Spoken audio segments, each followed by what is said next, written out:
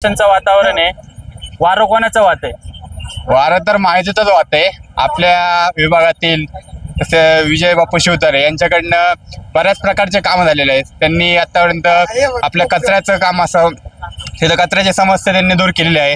तसेच पाण्याचा जलसाठा त्यांनी केला आहे. पुरंदरमध्ये पाण्याची कमतरता होती, त्यांनी पाण्याचा म्हणजे लोकांना पाण्यापासून वंचित होते लोक, तर त्यांना पाण्याचा पुरवठा केला आहे.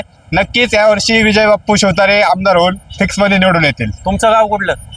माझं इथलंच आहे, मी पुण्याचाच आहे. फुरसुंगीचे आहेत? हा, येस फुरसुंगीचाच आहे. बापूमुळे भेटला आहे. बापूमुळे पुरंदर हवेलीमध्ये पाण्याची टाकी सुविधा झाली. महानगरपालिका मध्ये येणार आहे आता, नगर परिषद होणार आहे. बापूने आता अपेक्षा केली आमदार झाल्यानंतर आम्हाला अजून देतील, हँडबॉलचं ग्राउंड मोठं करून दे. तुम्ही खेळाडू आहे का? हा, कुठल्या गावचे? याच गावचे का? आम्ही भेकराई नगर म्हणजे फुरसुंगीचेच ना? हो.